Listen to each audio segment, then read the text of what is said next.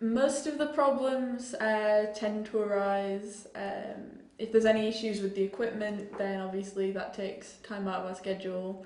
If we have any late members of cast or crew, then that causes problems. Certain actors who say they'll turn up and then have sick days at the last minute, and they tell you an hour before they're due to be there. Clashing schedules are the biggest pain in the arse ever. If you've got somebody who can only do 2 hours in an odd afternoon and everyone else goes, no, I can't come that day, then it does drive you a little bit spare. But overall, I think we, as a group, when shooting gets going, we all work well. We did have one particular actress who kept saying, yes, I'll be there, yes, I'm coming. We cut her in the end because she never turned up, and all the other potentials for her role all said it was too short notice when we eventually had to let the other one go. So we wrote out her character and distributed the lines. It actually made more sense to distribute the lines between two of the characters.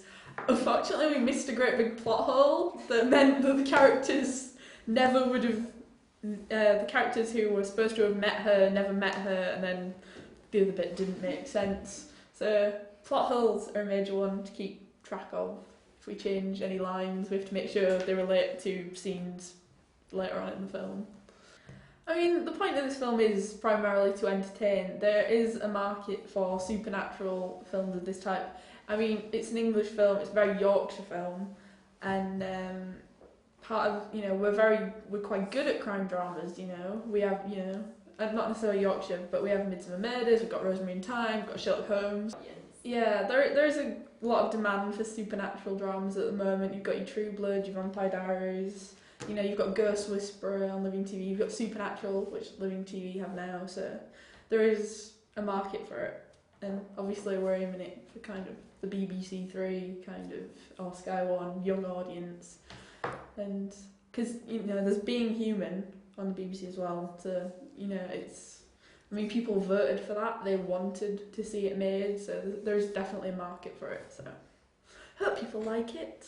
What inspired this completely bonkers story is a nightmare I had about dying in a bath, and I actually the pink Doc Martens that the Sigourney character wear are actually mine. And I just thought they would look kind of the opening scene where you see someone getting ready and you see the body of Winters in the bath with the pink Doc Martens.